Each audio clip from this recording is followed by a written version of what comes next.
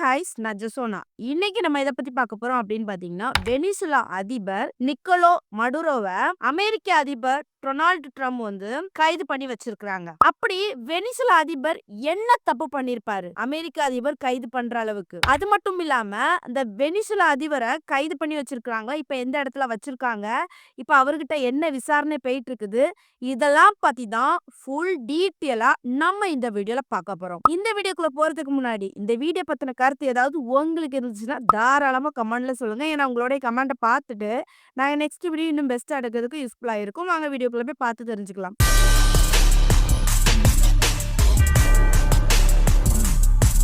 First இந்த சம்பவம் எப்ப நடந்துச்சு, எந்த டேட் அப்படின்னு பாத்தீங்கன்னா 2026 ஜனவரி 3. அப்பம் என்ன நடக்குது அப்படின்னு பாத்தீங்கன்னா, அமெரிக்க அதிபர் டொனால்டு ட்ரம்ப் இருக்காருல்ல, அவருடைய ராணுவ படைய எங்க அனுப்புறாங்க, வெனிசுலாவுக்கு அனுப்புறாங்க. அனுப்பி அதாவது குறிப்பா வெனிசுலா அதிபர் நிக்கோலஸ் மடுரோ அவரை வந்து பிடிக்கணும் அப்படிங்கிற மாதிரி பிளான் போட்டு, அவருடைய மாளிகை எங்க இருக்குது நீங்க கண்டுபிடிங்க, அங்க போய் நீங்க சுத்தி வளைங்க அப்படிங்கிற மாதிரி ஒரு பிளான் போட்டு சொல்றாரு. அதன் அடிப்படையில அந்த ராணுவ வீரர் படைகள் இருக்குல்ல, என்ன பண்றாங்க அப்படின்னு பாத்தீங்கன்னா, வெனிசுலா நாட்டுக்குள்ள வந்துட்டாரு. வந்தது மட்டும் இல்லாம அந்த மாளிகை, அதாவது அந்த நாட்டு அதிபரோட மாளிகையை வந்து சுத்தி வளைச்சிட்டாங்க. அதுவும் எப்போ அப்படின்னு பாத்தீங்கன்னா, ஜனவரி 3ஆம் தேதி 2026ல. சரியா? என்ன பண்ணிட்டாங்கன்னா சுத்தி வளைச்சு எல்லாரும் ஸ்டார்ட் சொன்ன உடனே தாக்குதலை ஏற்படுத்தணும் அப்படிங்கிற மாதிரி ஒரு பிளான். அப்ப என்ன பண்றாங்க அப்படின்னு பாத்தீங்கன்னா, ஸ்டார்ட் சொன்ன உடனே தாக்குதலை ஏற்படுத்துறாங்க. அங்க என்ன நடக்குதுன்னே தெரியல. தாக்குதல் பண்ணி என்ன பண்றாங்க அப்படின்னு பாத்தீங்கன்னா, எப்படியும் அங்க வந்து பாதுகாப்புக்கு ஆட்கள்லாம் இருக்கும். அவங்களெல்லாம் அட்டாக் பண்ணியாச்சு. சரியா? வீட்டுக்குள்ள யார் இருக்காங்கன்னா, வெனிசுலாவோட அதிபர் இருக்கிறாரு, அவருடைய மனைவியும் இருக்கிறாங்க. சரியா? அப்ப என்ன பண்றாங்க அப்படின்னு பாத்தீங்கன்னா, அந்த ராணுவ வீரர்கள் வந்து வெனிசுலாவோட அதிபரையும் அவருடைய மனைவியும் கைது பண்ணி என்ன பண்றாங்க அப்படின்னு பாத்தீங்கன்னா, கூட்டிட்டு போறாங்க. சரியா? அதாவது நியூயார்க்ல கூட்டிட்டு போறாங்க. அதுவும் எப்படி கூட்டிட்டு போனாங்க அப்படின்னு பாத்தீங்கன்னா, கண்ண கெட்டி 2 பேர்த்துக்கு கண்ணையும் கெட்டி எங்க கூட்டிட்டு போறோம் அப்படிங்கிற மாதிரி தெரியாத அளவுக்கு அங்க பக்கத்துல ஹெலிகாப்டர் லேண்டிங் இருந்தா அங்க போய் ஹெலிகாப்டர் மூலமா என்ன பண்றாங்க அப்படின்னு பாத்தீங்கன்னா, நியூயார்க் கூட்டிட்டு போய் அங்க சிறையில அடைச்சிருக்காங்க. அவங்க மனைவியும் தனியாட்டும், அவங்க ஹஸ்பண்டையும் அதாவது வெனிசுலாவோட அதிபரையும் தனியா வந்து அடைச்சிருக்காங்க. சரியா? அப்படி டொனால்டு ட்ரம்ப் அந்த வெனிசுலா அதிபரை சிறைப்பிடிச்சு அடைக்கிறதுக்கு அளவுக்கு என்னதான் கோபம் அப்படின்னு நம்ம பார்த்தோம் அப்படின்னு பாத்தீங்கன்னா, இந்த கோபம் நீண்ட காலமாகவே இருக்குது. இப்போன்னு கிடையாது, கொஞ்சம் வருஷமாவே இருக்கு. அதாவது 2020 ட்ரம்ப் ஆட்சி தொடங்க டைம்ல அப்ப என்ன பண்றாரு அப்படின்னு பாத்தீங்கன்னா, ட்ரம்ப் அவர் வந்து சொல்றாரு, அதாவது வெனிசுலால அதிபர் நிறைய தப்பு பண்றாரு, அங்க உள்ள ஆட்சி சரியில்ல, அங்க ரொம்ப விஷயங்கள் நடக்குது, வன்முறையாக நடக்குது அப்படிங்கிற மாதிரி பல குற்றச்சாட்டுகள் அடுக்கடுக்கா வச்சிட்டு இருக்காரு. சரியா? அப்போ மற்ற நாடுகள், சரியா, மற்ற நாடுகள் மூலமா வந்து சொல்றாங்க. பட் யாருமே அந்த அளவுக்கு ஆக்ஷன் எடுக்கல. அப்போ ட்ரம்புக்கு வந்து ஃபுல்லா ஒரு பக்கம் வெனிசுலா மேல ஒரு கண்ணு. சரியா? இந்த வெனிசுலாவை என்னைக்காவது புடிச்சிரணும் புடிச்சிரணும் அப்படிங்கிற மாதிரி ஒரு கண்ணு. சரியா?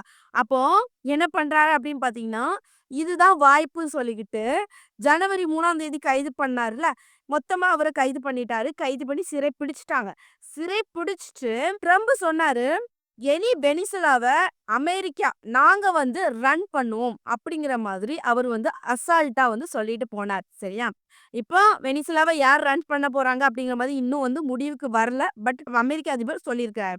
சரி, அப்படி வெனிசுலா அதிபர் என்னென்ன தப்புகள் பண்ணாரு அப்படின்னு நம்ம பார்த்தோம் அப்படின்னு பார்த்தீங்கன்னா, ஃபர்ஸ்ட் போதைப் பொருள் கடத்தல்.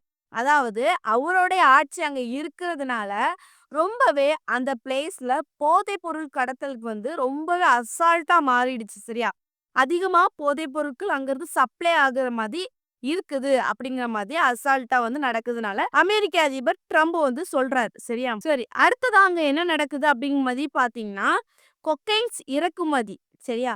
அங்க கொக்கைன்ஸ் வந்து இறக்குமதி அதிகமா இருக்குது. அங்கிருந்து வேற நாடுகளுக்கு சப்ளை ஆகுது. அப்புறம் வந்து அங்க வந்து ரொம்ப கொலை இந்த மாதிரி விஷயங்கள் வந்து அசால்ட்டா நடக்குது. இதனால அங்க வந்து ரொம்ப நிறைய பேர் வந்து பாதிக்கப்படுறாங்க. அப்படிங்கிற மாதிரி நிறைய குற்றச்சாட்டுகள் வருது. இன்னொரு விஷயம் என்ன அப்படின்னு பாத்தீங்கன்னா, இந்த கொக்கைன்ஸ் எல்லாம் வச்சிருக்காங்கல்ல, அவங்க கையிலலாம் ஆயுதங்களை வந்து மறைமுகமா குடுத்து வைக்கப்பட்டிருக்குது. அதுவும் அந்த அதிபர் தான், அதாவது வெனிசுலாவோட அதிபர் தான் இதெல்லாம் பண்ணியிருக்கிறாரு. அவர் தான் குடுத்து வச்சிருக்கிறாரு. அப்படிங்கிற மாதிரி அந்த கேங்கு கூட தொடர்பு உண்டு. அப்படிங்கிற மாதிரி வந்து பல குற்றச்சாட்டுகள் இருக்குது. ஏன்னா, அவங்க வந்து ஆயுதம் வச்சிருக்கிறாங்க. சரியா? அது மட்டும் இல்லாம, அரசு அதிகாரத்தை தவறாக பயன்படுத்துறாரு. வெனிசுலா அதிபர். அதாவது எந்த ஒரு அதிகாரமும் இல்லாம, மறைமுகமா அமெரிக்காவுக்கு கொக்கைன் வந்து கடத்தப்படுது. அதாவது கவர்மெண்ட்டுக்கே தெரியாம மறைமுகமா வந்து அங்க வந்து அமெரிக்காவுக்கு வந்து கொக்கைன்ஸ் வந்து அனுப்புறாங்க. சரியா? ஏன்னா, அது மூலமா தான் இந்த வெனிசுலா வந்து அதிக சம்பாத்தியம், அதாவது அதிகமா சம்பாதிக்கிறாங்க. அப்படிங்கிற மாதிரி நெறைய விஷயங்கள் வந்து அமெரிக்க அதிபர் அவர் என்ன பண்றாருன்னா கண்டுபிடிச்சிருக்கிறாரு. கண்டுபிடிச்சது மட்டும் இல்லாம, அ பல வாட்டி குற்றச்சாட்டுகள் வந்து வச்சுக்கிட்டே இருந்திருக்காங்க. அமெரிக்க அதிபருக்கு வந்து இந்த வெனிசுலா அதிபர வந்து சுத்தமா பிடிக்காது. சரியா?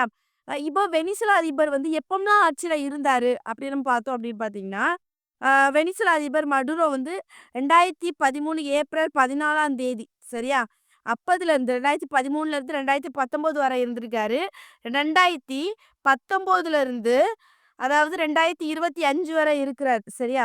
அது மட்டும் இல்லாம இப்பவும் அவர் தான் ஆட்சி புரிஞ்சுட்டு வாரு. கடைசி வந்து எலக்ஷன்ல வந்து எல்லாருமே என்ன சொல்றாங்க அப்படின்னு பார்த்தீங்கன்னா, அவர விட எதிர்க்கட்சி டீம் தான் அதிகமா வந்து ஓட்டு வாங்குனாங்க. பட் இவரு வந்து என்ன பண்ணிட்டாருன்னா, பைசா குடுத்து அந்த வோட்டிங் லிஸ்ட்ட இவரு தான் அதிகமா வாங்குனதாட்டும் கணக்கு காட்டுறதுக்காக வந்து சொன்னாங்க. அப்படிங்கிற மாதிரி வெனிசுலாலயே நெறைய பேர் பேசிட்டு இருக்காங்க. அதிபரும், அதாவது அமெரிக்க அதிபரும் அதுதான் சொல்லிட்டு வராரு. இவ ஏமாத்தி ஜெயிச்சிருக்காரு. அப்படிங்கிற மாதிரி அ அமெரிக்க அதிபரும் சொல்லிட்டு இருக்காரு. சரியா? இப்போ வெனிசுலாவ பொறுத்தவரைக்கும், இப்ப ரொம்பவே கஷ்டப்பட்டுட்டு இருக்குது. வர்த்தகத்துல இருந்து சரி, அவங்களுக்கு ஏற்றுமதி எல்லாமே மொத்தத்திலே வந்து கஷ்டத்துல இருக்குது. ஏன் அவங்களுக்கு கஷ்டம் அப்படிங்கிற மாரி பார்த்தோம் அப்படின்னு பார்த்தீங்கன்னா, வெனிசுலாவ பொறுத்தவரைக்கும் எண்ணெய், எண்ணெய் தான் அங்க வந்து அதிகமா இருக்கும். சரியா?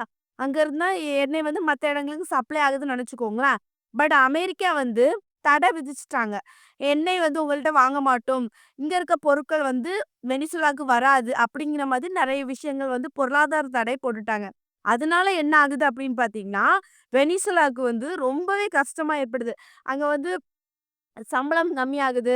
பொருட்களோட விலை அதிகமாகுது. இதனால இவருடைய ஆட்சியில மக்கள் அதிகமா பாதிக்கப்படுறாங்க. சரியா? சரி. அமெரிக்க அதிபர் ஏன் இவ்வளோ நாள் வெனிசுலாவுடைய தலைவர விட்டு வச்சாரு? அப்படின்னு நம்ம பார்த்தோம் அப்படின்னு பார்த்தீங்கன்னா, விட்டு வைக்கல. ஏன்னா, அமெரிக்க அதிபர் வந்து இந்த வெனிசுலாவோட தலைவர அங்குள்ள அதிபர வந்து நோட்டட்லே தான் வச்சுட்டு இருந்திருக்காரு. சரியா?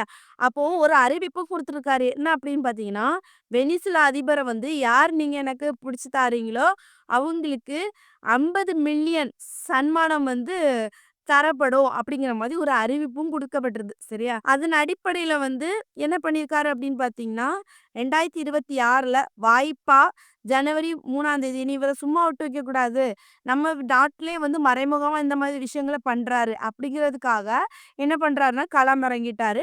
அ அமெரிக்க அதிபர் ட்ரம்ப் அவர். சரியா? அதே மாதிரி ஜனவரி 3ஆம் தேதி இவர கைது பண்ணியிருக்காங்க. அது மட்டும் இல்லாம, கைது பண்ணது மட்டும் இல்லாம நெறைய விசாரணைகளும் நடந்துட்டு இருக்குது.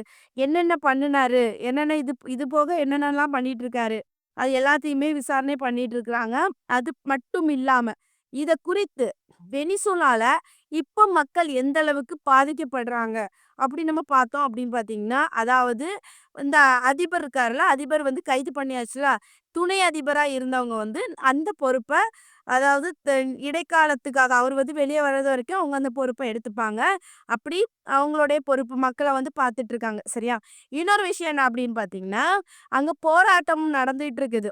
அதாவது அ இந்த அதிபர பிடிச்சவங்க சார்ந்தவங்க இருப்பாங்கல்ல, அவங்க என்ன பண்றாங்க அப்படின்னு பார்த்தீங்கன்னா, இது வந்து அமெரிக்கா பண்ணது ரொம்ப தப்பு. இப்படி பண்ணக்கூடாது அப்படிங்கிறதுக்காக, எங்க தலைவர விடுவிக்கணும் அப்படிங்கிற மாரி போராட்டம் பண்ணிட்டு இருக்காங்க.